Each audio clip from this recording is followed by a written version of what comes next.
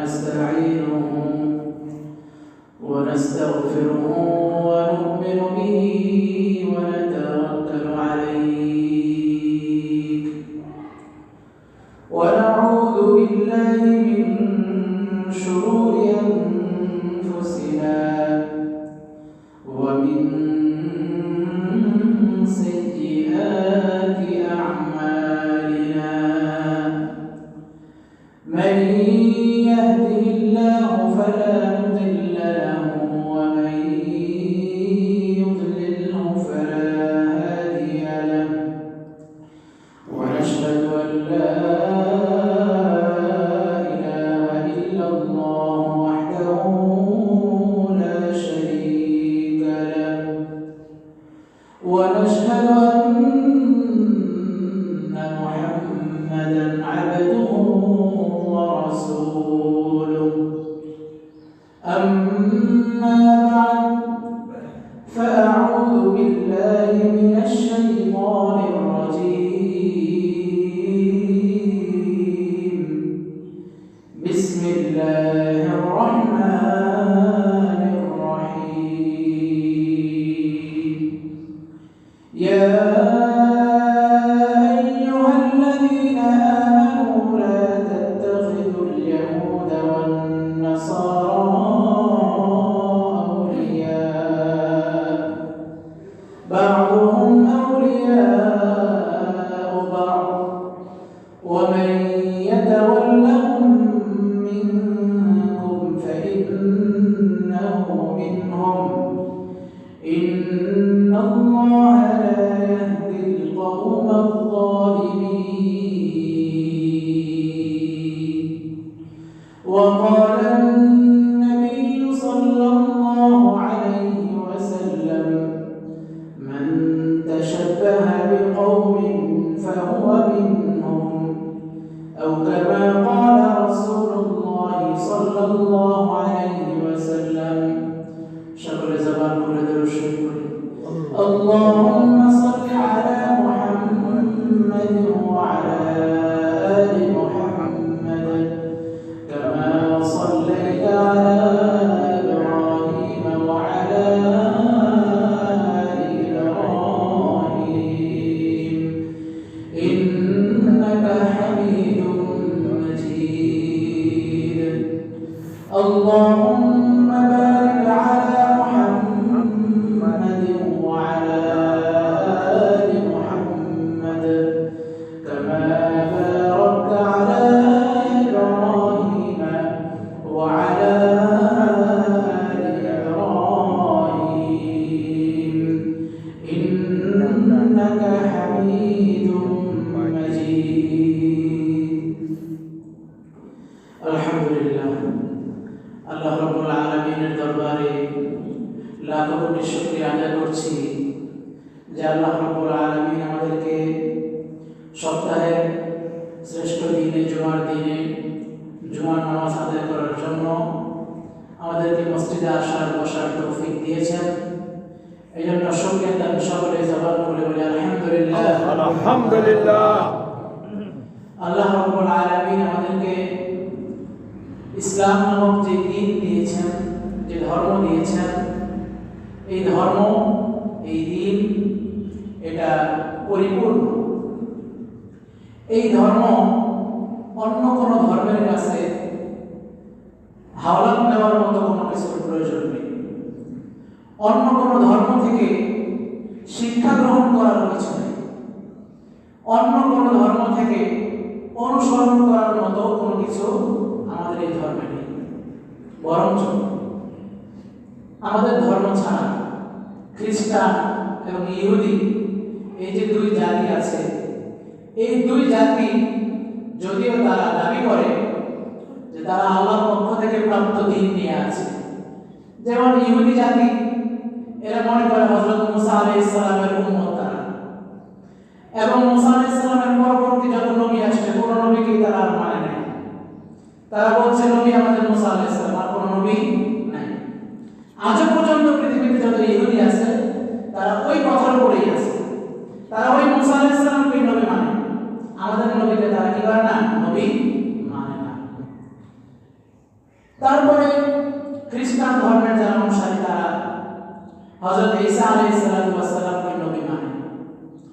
ঈসা আলাইহিস সালামের পরে প্রায় 500 থেকে 600 বছর পরে আখের নবী আমাদের নবী হযরত মুহাম্মদ সাল্লাল্লাহু আলাইহি ওয়াসাল্লাম আসলেন।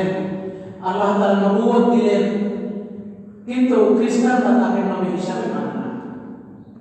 তারা বলে আমাদের নবী ঈসা আলাইহিস সালাম সেই নবী, এরপর আর কোন নবী আমরা মানি না। এই যে না মানার মধ্যে তারা আছে এবং তারা যে ওই ধর্ম নিয়ে বসে আছে, এই ধর্ম ওই ধর্ম আগের যে ধর্ম, যদিও ওই সময় সেটা আল্লাহর পক্ষ থেকে ছিল, কিন্তু এখন কিন্তু সেটা আল্লাহর পক্ষ থেকে নয়। কারণ আমাদের নবী আসার পরে ঘোষণা দেওয়া হয়ে গেছে আল্লাহ তাআলার পক্ষ থেকে যে সর্বশেষ নবী হযরত মুহাম্মদ সাল্লাল্লাহু আলাইহি ওয়াসাল্লাম, ইনি আসার পরে পূর্ববর্তী সমস্ত নবী কি হয়ে গেছে? বাতিল হয়ে গেছে। সমস্ত নবীদের আনা শরীয়ত বিধিবিধান সব কি হয়ে গেছে? বাতিল হয়ে গেছে। আজকের কথাগুলো একটু বুঝতে হবে, যেহেতু জরুরি বিষয় সামনে আমাদের। 31st নাইট আসতেছে, 31 ডিসেম্বর। সারা বাংলাদেশের মধ্যে ইহুদি খ্রিস্টানদের অনুসরণে আতশবাজি শুরু হয়ে যায়। দুঃখজনক বিষয়, ঢাকা থেকে, শহর থেকে এখন এলাকার দিকে আসতেছে। আমাদের গ্রামে এখন রাতের বেলা এরকম পটকার আওয়াজ শোনা যায়, যায় কি যায় না? যায়। এখনই যদি আমরা সচেতন না হই, আমরা আমাদের সমাজকে হেফাজত না করি, অদূর ভবিষ্যতে বেশি দিন দেরি নয়, আমাদের এলাকায় এমনকি সারা দেশেই এটা শুরু হয়ে যাবে। শুরু হয়ে গেলে ক্ষতি কি? আমাদের ইসলাম এ ব্যাপারে কি বলে, এই বিষয় নিয়ে আজকে আলোচনা।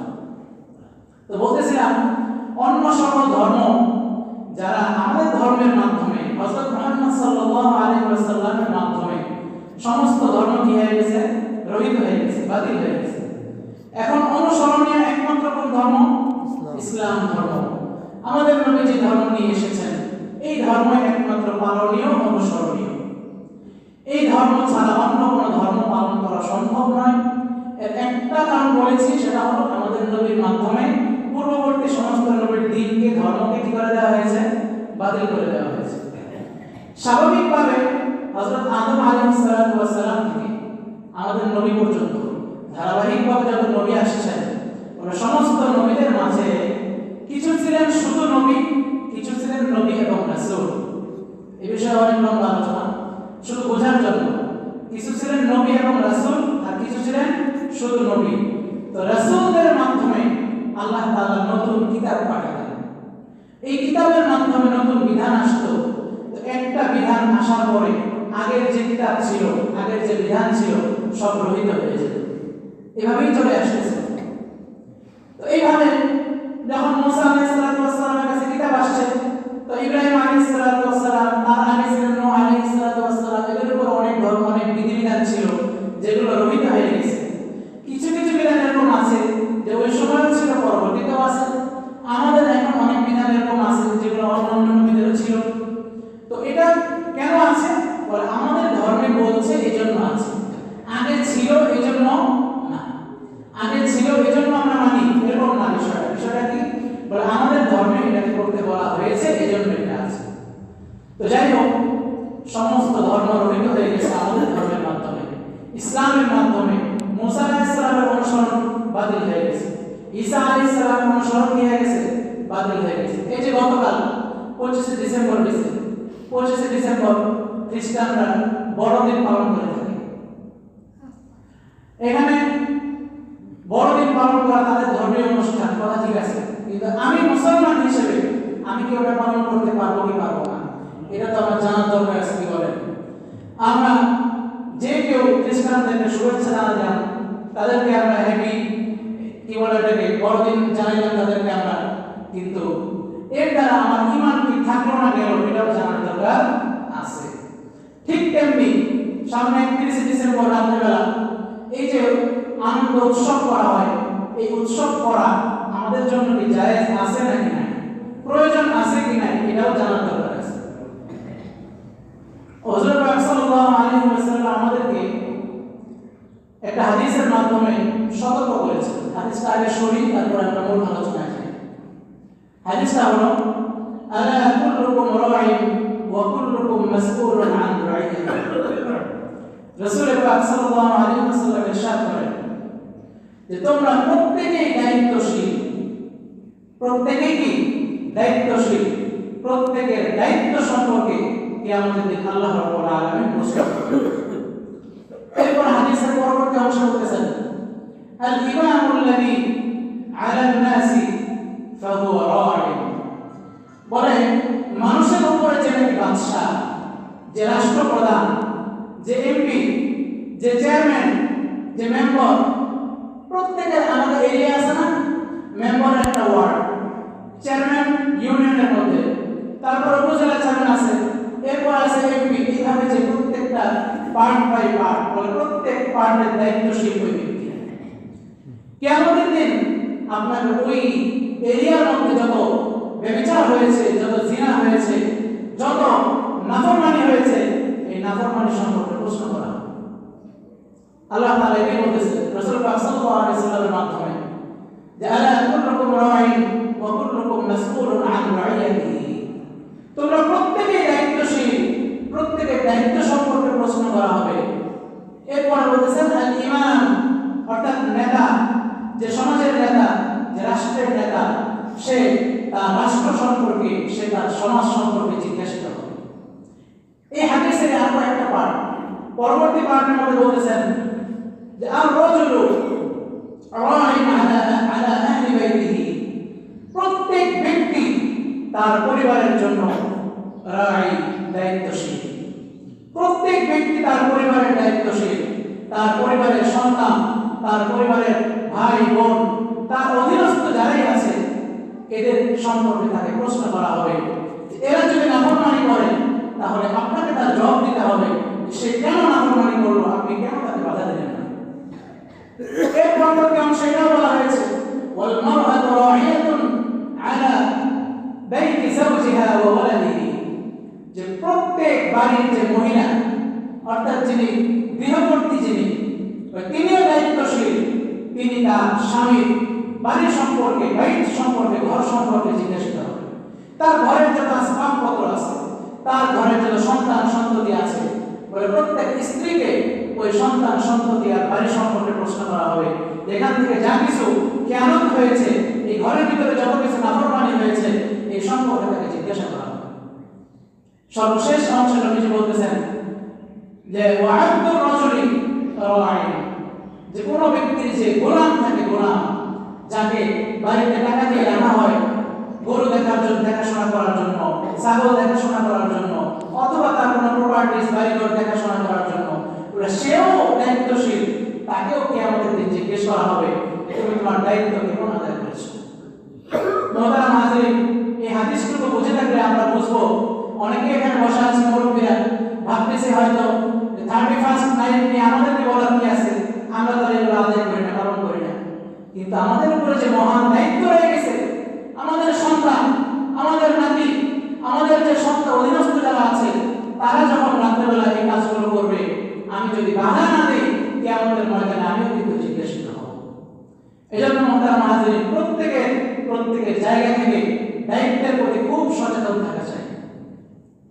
আমি শুরুতেই পবিত্র কালামুল্লাহ একটা আয়াত তেলাওয়াত করেছি, সূরাতুল মাইদার 11 নম্বর আয়াতের মধ্যে আল্লাহ রাব্বুল আলামিন ঘোষণা করতেছেন আউযু বিল্লাহি মিনাশ শাইতানির রাজীম বিসমিল্লাহির রাহমানির রহিম ইয়া আইয়ুহাল্লাযীনা আমানু লা তাত্তাখিযুল ইয়াহুদা ওয়ান নাসারা أولياء رب العالمين ঘোষণা দিচ্ছেন, হে ঈমানদারগণ শুনে রাখো, যারা নিজেদেরকে ঈমানদার বলে দাবি করো, নিজেদেরকে মুমিন বলে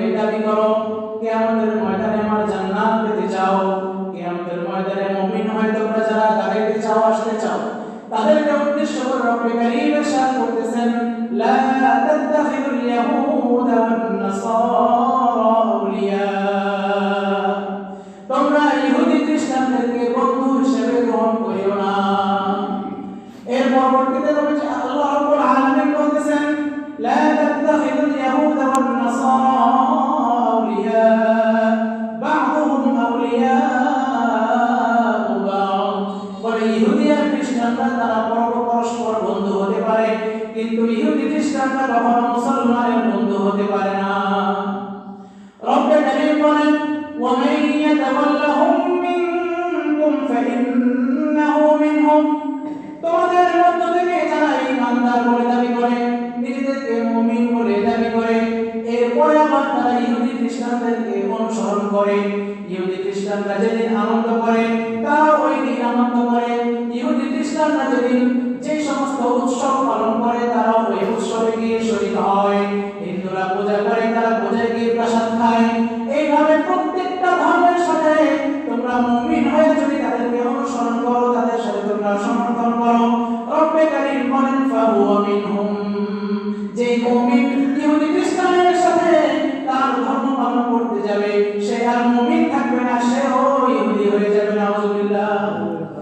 তাহলে মুমিন দাবি করি আমি, পোশাক আশাকে আমি মুমিন, সব দিক থেকে আমি মুমিন, পাঁচ ওয়াক্ত নামাজ পড়ি, রোজা রাখি, হজ করি, কিন্তু আমি যেদিন বড়দিনে যাই তাকে শুভেচ্ছা দিলাম, বলে আমার ঈমান রইল কিনা, এটা নিয়ে আল্লাহ তাআলা বলতেছেন যে তাদের সাথে অনুসরণ করবে, সমর্থন করবে, বলে তারাও তাদেরই অন্তর্ভুক্ত হয়ে যাবে। তাহলে ইহুদি খ্রিস্টানদের অন্তর্ভুক্ত হলে সে কি আর মুমিন থাকতে পারে? তাহলে এখান থেকে বাঁচার জন্য উপায় কি? বলে বাঁচার উপায় হলো এটা, নিজেও কখনো তাদের কোনো পূজা বলেন তাদের কোনো উৎসবে শরীক হব না, নিজের সন্তানদেরকেও শরীক হতে দিব না ইনশাআল্লাহ। আল্লাহ তাআলা এই আয়াতের শেষে বলেছেন ইন্নাল্লাহা লা ইয়াহদিল কওমাজ যালিমিন, আল্লাহ তাআলা জালেমদেরকে হেদায়েত দেন না। অর্থাৎ যারা মুসলমান হয়েও ইহুদি খ্রিস্টানদের সাথে এভাবে উৎসবে শরীক হয়, বলে তারা হলো জালেম, তারা মুমিন হয়ে জুলুম করতেছে, আল্লাহ রাব্বুল আলামিনের উপর জুলুম করতেছে। কিভাবে? কারণ তারা দাবি করে মুসলমান, কাজ করে তাদের ইহুদি খ্রিস্টানদের। এজন্য এই 31st নাইট থেকে দূরে থাকার দরকার আছে না নাই? নিজেদের সন্তানদেরকে হেফাজত করব তো ইনশাআল্লাহ। ইনশাআল্লাহ। রাসূলুল্লাহ সাল্লাল্লাহু আলাইহি ওয়াসাল্লাম কঠিন হুঁশিয়ারি দিয়ে বলেছেন, আবু দাউদ শরীফের 3685 নম্বর হাদিসের মধ্যে এসেছে, মান তাশাব্বাহা বিকওমিন ফাহুয়া মিনহুম, মান তাশাব্বাহা বিকওমিন ফাহুয়া মিনহুম। নবীজি বলেন তোমাদের মধ্য থেকে যেই ব্যক্তি ইহুদি খ্রিস্টানদের সাথে অথবা যেই কোনো গোত্রের সাথে, যেই কোনো গোষ্ঠীর সাথে, যেই কোনো দলের সাথে মুশাবাহা রাখবে, তাদের মতো সাদৃশ্য অবলম্বন করবে, বলে ইহুদি খ্রিস্টানরা যে ধরনের জামা পরে সেও ওই ধরনের জামা পরে, ইহুদি খ্রিস্টানদের মতো দাড়ি রাখে, ইহুদি খ্রিস্টানদের মতো চুল কেটে ডিজাইন করে কাটে, চুলের মধ্যে রং করে, তার শরীরের মধ্যে ইহুদি খ্রিস্টানদের রঙে রাঙিয়ে ফেলে। সিবগাতুল্লাহ ওয়া মান আহসানু মিনাল্লাহি সিবগা, রব্বে কারীম বলেন যে আল্লাহ তাআলার একটা রং আছে, সিবগাতুল্লাহ আল্লাহর একটা রং আছে, ওয়া মান আহসানু মিনাল্লাহি সিবগা, আল্লাহ তাআলার রঙের চাইতে উত্তম সুন্দর রং আর কি হইতে পারে? আল্লাহ তাআলার একটা রং আছে, আর ইহুদি খ্রিস্টানদেরও কি আছে? একটা রং আছে। তাহলে আমাদের কোন রং গ্রহণ করতে হবে? আল্লাহ তাআলার রং গ্রহণ করতে হবে। এখন যদি মুমিন হয়ে, মুসলমান হয়ে যদি ইহুদি খ্রিস্টানদের রং গ্রহণ করি, নবীজি বলেন মান তাশাব্বাহা বিকওমিন, কওম মানে জাতি, গোষ্ঠী, বলে কোন জাতি অথবা গোষ্ঠীর রং যদি কেউ ধারণ করে তাহলে ফাহুয়া মিনহুম, তাহলে সে তাদেরই অন্তর্ভুক্ত। নাউযুবিল্লাহ। কেউ যদি ইহুদি খ্রিস্টানদের মতো তার শরীরকে সাজায়, সেও তাদেরই অন্তর্ভুক্ত। এজন্য ইহুদি খ্রিস্টানদের সমস্ত আয়োজন থেকে আমাদের নিজেদেরকে হেফাজত করা চাই। সর্বশেষ কথা, যেটা আপনাদের অনেকের মনের প্রশ্ন, যে 31st নাইট একটা বছরের শেষ আরেকটা বছরের শুরু, এটা তো একটা স্বাভাবিক বিষয়, নতুন কোনো কিছু পাইলেই তো সবাই খুশি হয়, আমরা নতুন বছর পাইছি এই জন্য একটু খুশি প্রকাশ করব। এখানে আপনি ইহুদি খ্রিস্টান পাইলেন কোথায়? এখানে ইহুদি খ্রিস্টানদের এত আয়াত হাদিস দিয়ে এত আলোচনা করার কি আছে? এটা অনেকের মনে প্রশ্ন জাগতেছে। তো 31st নাইট আমরা যদিও স্বাভাবিকভাবে দেখতেছি যে একটা বছর শেষ আর একটা বছরের শুরু, কিন্তু বাস্তবতা কি? একটু ইতিহাস তালাশ করা উচিত। কি বলেন? একটু ইতিহাস তালাশ করা উচিত। এই যে 31st নাইট এর কোথা থেকে শুরু হয়েছে? বলে এটা খ্রিস্টীয় যে শতাব্দী, অর্থাৎ আমরা যে 2021 সালে 2025 সালে অবস্থান করতেছি, এই 2025 সাল যেদিন থেকে গণনা শুরু হয়েছে, এরও আগে খ্রিস্টীয় শতাব্দী গণনা শুরু হয়েছে। ওই হিসেবে আগে যে গণনা হয়েছিল ওই গণনা অনুযায়ী বর্তমান যে ক্যালেন্ডার এটা হলো গ্রেগরিয়ান ক্যালেন্ডার। এই ক্যালেন্ডার এখন সারা বিশ্বের মধ্যে অনুসরণ করা হয়, গ্রেগরিয়ান ক্যালেন্ডার, এবং এটা সারা বিশ্ব অনুসরণ করা শুরু করেছে 1582 খ্রিস্টাব্দ থেকে। এর আগ পর্যন্ত এত ব্যাপকভাবে সবাই কি করে নাই, গ্রহণ করে নাই। তো আমরা যে 31 পালন করতেছি বলে এটা কোথা থেকে এসেছে, এটা সংক্ষিপ্ত ইতিহাস বলি। এটা যেই খ্রিস্টাব্দ আরো আগে থেকে গণনা হইতো ওই খ্রিস্টাব্দ থেকে ওই খ্রিস্টাব্দের 45 খ্রিস্টাব্দে বা 48 খ্রিস্টাব্দে ওই সময় একজন ব্যক্তি ছিল জুলিয়াস সিজার। ওই ব্যক্তি একটা মূর্তির পূজা করত, যে মূর্তির নাম ছিল সিজার। তো সেটা ওই মূর্তির নামে নিজের নাম রাখে জুলিয়াস সিজার। এই যে মূর্তি, এই মূর্তি যে অনুসরণ করতো যে জুলিয়াস ব্যক্তি, জুলিয়াস সিজার তার নাম, ওই ব্যক্তি যে ধর্মের অনুসরণ করতো সেই ধর্মটি ছিল পেগান ধর্ম। কি ধর্ম? পেগান। পেগান পেগান ধর্ম কি? পেগান ধর্ম হলো প্রকৃতি পূজা করে। কি পূজা? প্রকৃতি পূজা। তারা নদী নালা পাহাড় পর্বতের পূজা করে, আসমান জমিনের পূজা করে, তারা চন্দ্র সূর্যের পূজা করে, এমনকি তারা সময়েরও পূজা করে। এই যে পেগান ধর্ম বিভিন্ন প্রকৃতির বিভিন্ন বস্তুকে তারা গাছ পাইলে গাছের পূজা শুরু করে দেয়, নদী পাইলে নদীর সামনে পূজা শুরু করে দেয়। এইভাবে তারা বিভিন্ন বস্তুর পূজা করে। তো এই যে পূজা করে, এই পূজার একটা অংশ হলো সময়েরও পূজা করে। তো ওই ব্যক্তি তখন চিন্তা করলো যেহেতু সময়ের পূজা, তাহলে বৎসরে আমাদের এমন একটা বড় পূজা দরকার যেই পূজাটা আমাদের সবার মধ্যে সর্বজনীন হবে। এই ভেবে সে বৎসরের প্রথম দিনকে অর্থাৎ জানুয়ারির প্রথম দিন এবং ডিসেম্বরের সর্বশেষ দিন, এই দুই সময় মাঝখানের সময় দেখে গ্রহণ করে এটাকে পূজা করার জন্য। কেন গ্রহণ করলো? বলে এটা গ্রহণ করার একটা সংক্ষিপ্ত ইতিহাস এরকম যে সে যেই জানুস মূর্তির পূজা করতো, আমরা অনেকেই বলতে সবাই অ্যান্ড্রয়েড ফোন ব্যবহার করি, গুগলে সার্চ দিলে দেখবেন জানুস লিখে সার্চ দিলে দেখা যাবে একটা মূর্তির ছবি আসবে, যে মূর্তিটা দুই দিকে মুখ, যে মূর্তি কি দুই দিকে মুখ, হাজার হাজার বছর আগে এই মূর্তি। এই মূর্তিটা দুই দিকে মুখ কেন?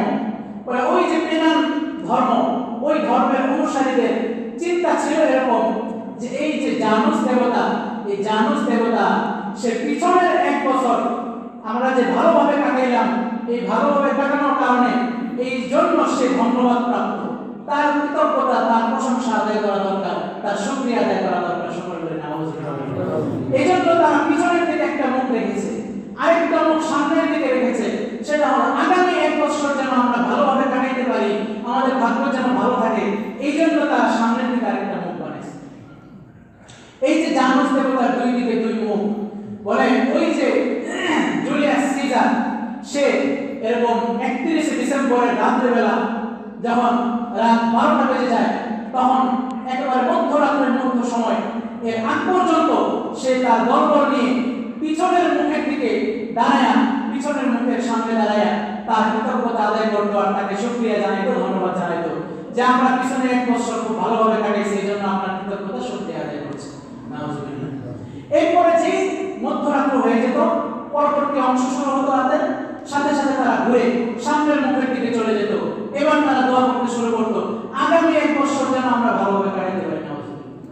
তাহলে এই যে পেগান ধর্ম আর জুলিয়াস সিজার তার যে ধর্ম, তারা যে এই যে জিনিসটা চালু করলো, এটা কি হিসেবে চালু করেছে? তাদের ধর্ম হিসেবে। তারা খোদা মানে তাকে, এই জন্য তারা এই রাতে এই সময়টাকে বৎসরের শুরু আর বৎসরের শেষ, এর মধ্যবর্তী সময়কে তারা পূজার সময় নির্ধারণ করেছে। এই যে ইতিহাস আমরা জানলাম, এই ইতিহাস আমার বানানো ইতিহাস, এই জন্য গুগলের ঠিকানা দিয়ে দিলাম, কেউ যদি প্রয়োজন হয় ওখান থেকে জেনে নেবেন এই ইতিহাস। তাহলে এই যে ইতিহাস আরো সবচেয়ে খারাপ এবং ভয়ঙ্কর কথা হলো এটা, আমরা যে ইংরেজি মাস নিয়ে সব হিসাব করে থাকি, আরবি মাস বলতে বললে অনেকেরই ভালো লাগে না, কিন্তু এই যে ইংরেজি মাসের শুরু জানুয়ারি মাস, এই জানুয়ারি শব্দ কোথা থেকে আসছে? বলে এই জানুস দেবতার নাম থেকে আসছে। এই জানুস দেবতার নাম থেকে জানুয়ারি নামকরণ করা হয়েছে, প্রয়োজনে সার্চ করে দেখবেন। তাহলে এই যদি হয় অবস্থা, আমরা কিভাবে মুসলমান হয়ে ইংরেজি মাস নিয়ে এত লাফালাফি? ইংরেজি মাসের বছরের শুরু না শেষ এগুলো তো দেখাও আমাদের কোনো প্রয়োজন নেই। সেই উৎসবে লিপ্ত হয়ে যায়, তাহলে ওই যে পেগান ধর্ম, প্রকৃতি পূজা, শিরকি ধর্ম, ওই শিরকি ধর্মের অনুসরণ হয়ে যাচ্ছে। তাহলে আজকে বাংলাদেশ পর্যন্ত এটা চলে এসেছে।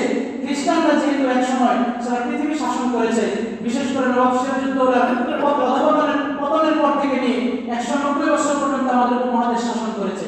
এই সময় মূলত এই 31st নাইটের এই আয়োজনগুলো আমাদের মধ্যে প্রচার করে দিয়ে গিয়েছে।